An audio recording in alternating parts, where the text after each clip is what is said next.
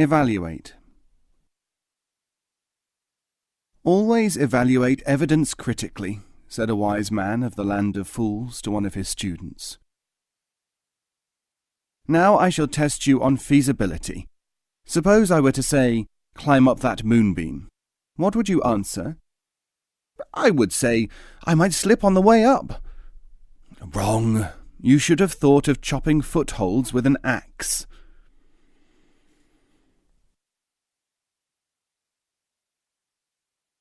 In due season. Why, a visiting cleric asked John Fishan Khan, do critics and detractors make more noise than those who value the path? You can answer the question yourself, said the Khan, if you find the answer to this. A shouting boy is throwing stones at a tree. People stop and watch him. A wise man passes by and notes that the tree is one which bears delicious fruit. The boy is completely absorbed in his amusement. The onlookers are looking only at what the boy is doing. The wise man is seeing the inwardness of the tree, which will only be manifested for the others in its due season. Radios. I was once in a certain country where the local people had never heard the sounds emitted from a radio receiver. A transistorized set was being brought to me, and while waiting for it to arrive, I tried to describe it to them. The general effect was that the description fascinated some and infuriated others. A minority became irrationally hostile about radios. When I finally demonstrated the set, the people could not tell the difference between the voice from the loudspeaker and someone nearby. Finally, like us, they managed to develop the necessary discrimination of ear, such as we have. And when I questioned them afterwards, all swore that what they had imagined from descriptions of radios, however painstaking, did not correspond with the reality.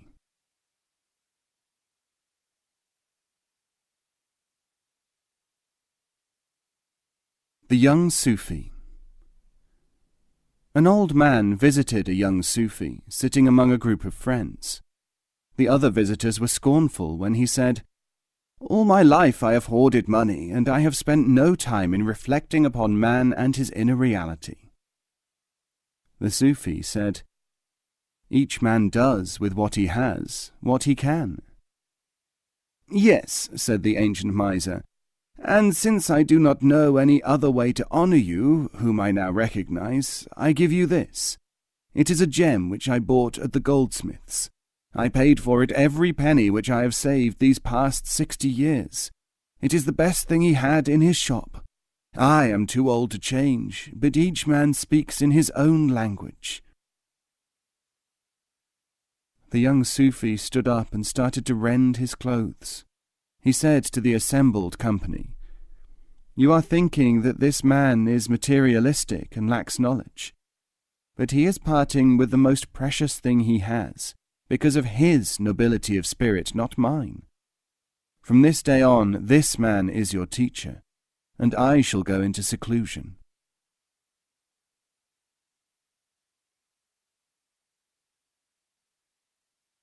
The Magical Book. One day an English historian discovered among some books which he had bought, one which dealt with magical spells.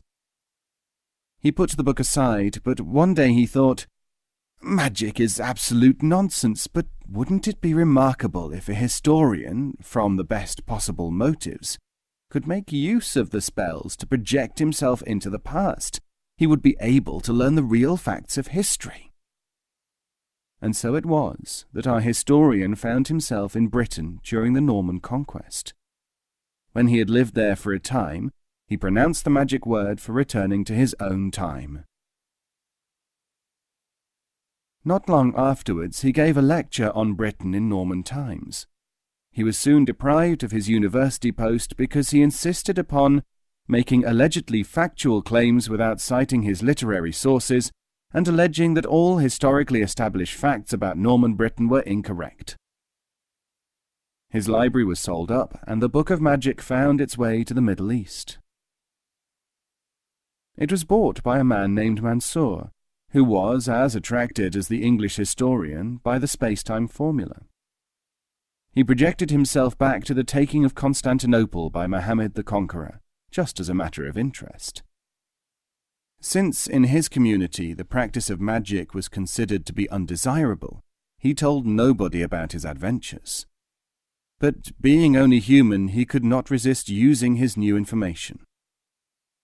One day he said, "It strikes me as curious that the Muslims wear the fez as a headgear indicating their religion, when it was formerly worn only by Christians in Byzantium. And as for the crescent and star emblem, it was used by the Christians whom the Muslims were fighting."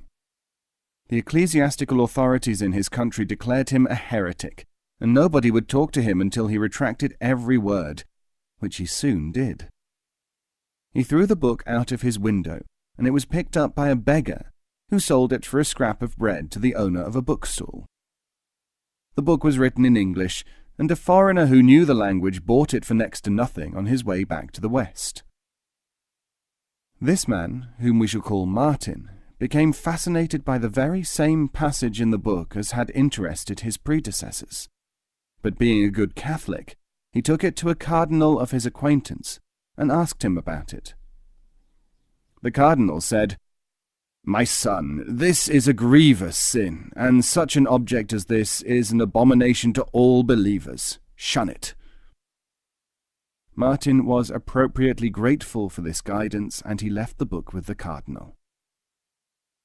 Some time later, sitting in his study, the cardinal pondered, "After all, a man of my position is well able to defend himself against supernatural forces. I can see the dangers in sending oneself backwards to a time where things are not what they seem to us to be from where we are now. I will therefore, as an experiment, make up a special formula." After a great deal of thought, he recited the spell to take him back in time and space, like this: "Let me be projected back to a time and to a place where things will not interfere with my beliefs." He closed his eyes, and when he opened them again he found that he was in a cave. He heard sounds like those made by people just outside. Adjusting his gorgeous robes, the cardinal stepped to the entrance of the cave. Assembled in a small hollow in front of him were a few dozen men and women, clad in skins, holding clubs and with long matted hair. They grunted as he appeared, and gave out shrill cries, apparently of welcome. "Friends," said the cardinal, "I do not know where I am, but I can see that you are in need of guidance. I have come to speak to you of the most important thing that you have ever heard." But all he could elicit by way of a reaction were grunts and squeals. By the time that he had realized that he had journeyed back several 100,000 years, he also found that he had forgotten the word which had to be pronounced in order to return him to his own time. The book has now been sold, and has started on its travels again, and now lies on the shelf of a second-hand dealer, awaiting its next buyer. It is just as well for most people that almost everyone regards such books as nonsense.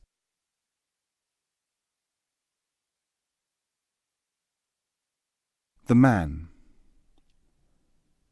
A Bektashi dervish approached a certain bishop and said, "I have heard of a young man who harangues crowds, advocating their breaking the law, claims supernatural connections, performs miracles, and contradicts himself." "Enough," said the bishop. "He shall be tried, charged with blasphemy and upsetting public order. If he does not recant, he may be put to death as a heretic and corrupter. Just tell me his name, and I shall arrange the rest." "I wish you could realize how impressed I am by your competence," said the Bektashi. "His name is Jesus."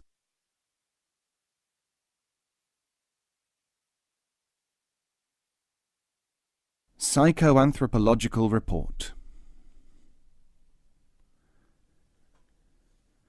There is a country where all the people are eccentric for part of the time. They are not at all like the human beings whom we know. They train groups of people to behave in certain systematic manners.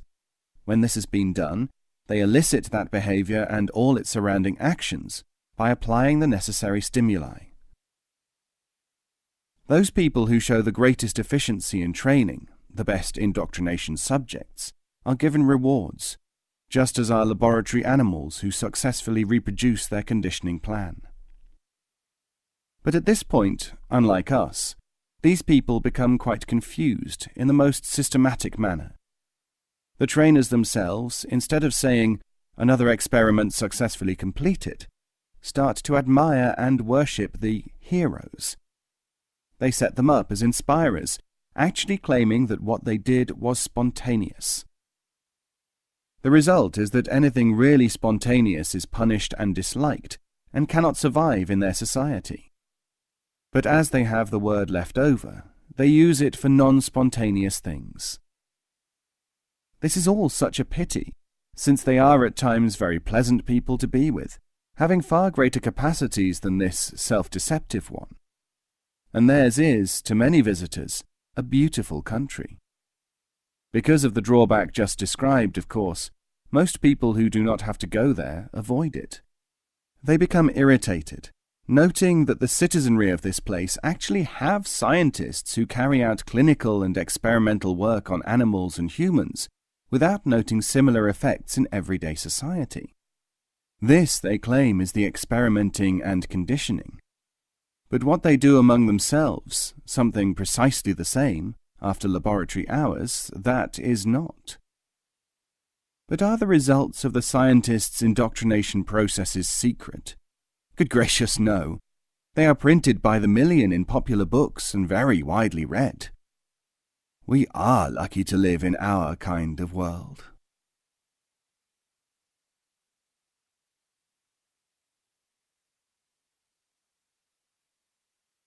Frivolous. A prince said to a scholar, "The speech of yonder Sufi is so frivolous and so general that I do not believe that he can be a man of sincerity." The scholar said, "O Emir of Sheikhs, know that there are 3 forms of deep knowledge.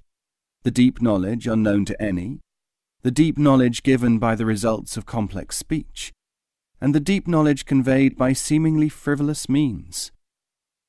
One jest from the lips of that Sufi has made 100 saints, while other men of serious mien and threatening talk have succeeded in making corpses. A goblet of the water of life was once handed to a man. He refused to drink because the container did not please him by its outward shape. If you are a man of shape, why do you talk about depth?"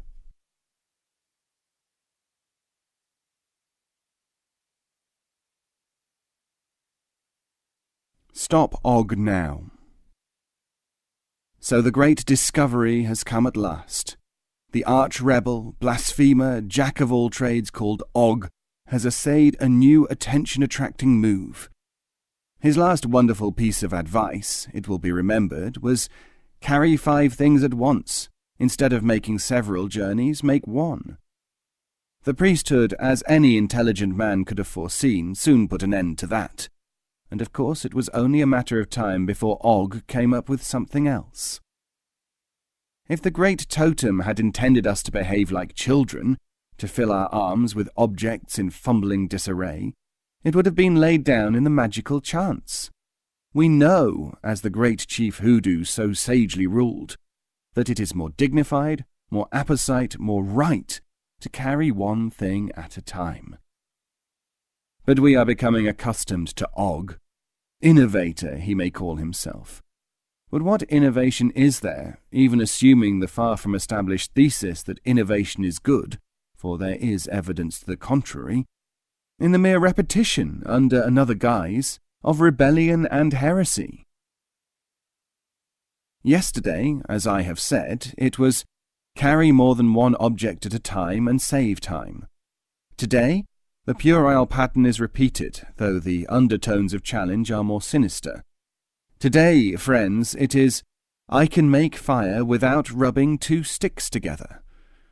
Formerly, of course, no decent man or woman would have allowed such an appalling sequence of words to pass his lips, even in order to refute them. But these are changed times, enlightened times, progressive times. stirring days which will ever be remembered as an age in which no forward-looking shaman, no truly thinking juju man, flinched from facing evil and casting its very obscenities back into its fetid mouth. Making fire by another method. Make fire at all without having been initiated by the great fetish in a ceremony of such sanctity that it can be performed only 4 times a year. Make fire any time you like? I would not blame you if your minds reeled at the very recital of this story. But it is not the reeling minds, surely, which will mend the matter. No, it is cold logic, calm and effective thought, careful refutation on impeccable grounds. Let us therefore calmly and logically, as well as from a very proper human conscience, examine these claims, outrageous and devoid of sense, as they must surely appear to most of us. The first consequence of the absurdity proposed would be that all beauty, all mystery, all that is fine in the basic sanctions of morality would disappear from our lives. On fire, the rarity and sublimity of fire, for which lives have been given, for which people have suffered, and for which many more are prepared to endure the greatest hardships, on the rarity and sublimity of fire ultimately depend all higher values. What, in a word, is more sacred than fire? What would become of the enchanting oath, "May fire strike me from above if I lie"? Fire, instead of being respected, would soon come to be despised. No longer afraid of fire, people would lie, would cheat, would kill. If, stretching credulity to its limits and producing, as a purely hypothetical exercise, a nonsense situation, the warmth of fire were to be available to all, how could its nurturing aesthetic, its divinely benevolent mercy, be valued for its scarcity? Today people win and earn the right to fire. They are given it from the temples as a reward. Those who are rightly denied it are all around us, blue and chattering with cold, object lessons to us all, as they, as a punishment for evil, have a foretaste of the greater punishment beyond. And here, dear friends, we may very well have uncovered the real, the astoundingly audacious motivation of the evil Og. As the generations have passed, more and more people have, again I say rightly, been denied fire. Naturally, they think of little else. And then Og appears. He says, "I can gain power over the people by promises. What do they want? Fire. So I shall promise them fire." Do you not now see how, at one blow, Og can strike at the very roots of civilization? If he promises fire, the disaffected will do anything for him. If indeed he can make it, he destroys society. There would be nothing to live for or to die for. If he cannot make it, he can destroy, through his minions, the makers of divine fire any time he wishes, out of sheer excitement and fanaticism.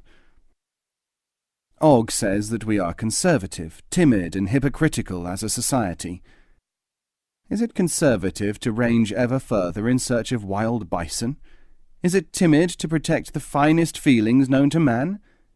Is it hypocritical to say, "You are trying to undermine us and are not offering any alternative to what you take away"? To turn fire into a slave instead of a master, to make it a matter of switching on and off, how can this be good or lead anywhere at all? No, my friends, I do not like Og. I do not like the way he talks. I do not like the way he looks. I do not think it any coincidence that his forebears came from a different tribe. I do not believe Og or believe in anything that his supporters say about him. Can you conceive a world in which Og and his kind use fire, setting the forests alight as if they were the lightning god himself? Do you want a community in which the most progressive elements in society are called cowards and play actors, their values assailed, their objects declared irrelevant, and, above all, by Og and his kind? And finally, in lighter vein, so that the utter absurdity of the whole matter may become apparent even to the most obtuse, is Og a second Glug the Great, that the whole world should listen to him? Has Og taken any part in our own progressive activities that we should trust him through knowing his opinions and beliefs? Is he respected by any person whose opinions we value? No. Og is distinctly an enemy, and it is always the cleverest and most dangerous enemies who pose as benefactors. Let, therefore, the call go out. Stop Og now!